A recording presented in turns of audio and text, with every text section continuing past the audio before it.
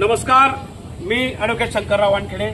आज करंजखेडा तालुका कन्नड जिल्हा छत्रपती संभाजीनगर या गावी आलो असता या गावातील नागरिकांसंग बऱ्याचशा विषयावर चर्चा केली आणि सगळ्यात आयरनीवरचा विषय म्हटला तर करंजखेड गावामधील बसस्टँड आणि बसस्टँडच्या आजूबाजू आणि गावात जाणारा रस्ता जो आहे हा काही वर्षापासून खराब झालेला आहे।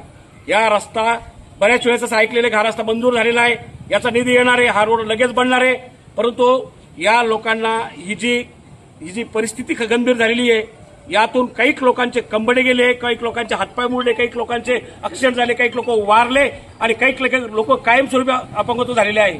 तर यासाठी माझी विनंती आहे, या भागातील जे प्रसिद्ध अधिकारी आहेत, तहसीलदार आहे, जिल्हाधिकारी साहेब आहे, या भागाचे यांच्या माध्यमातून माझी विनंती आहे की हा जो रोड आहे या करंजखेड गावचा कमीत कमी एखाद्या वर्षी तरी करून पहा।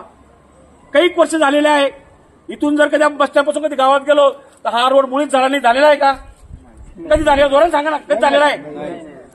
काही वर्षापासून झालेला नाहीये।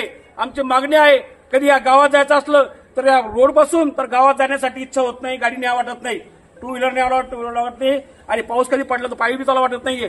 इतका खतरनाक आणि गंभीर रस्ता, गंभीर परिस्थिती इथं आणि एक चिखल आता मध्ये कधी घुसायचं असलं या बसस्टँडमध्ये तर एकदम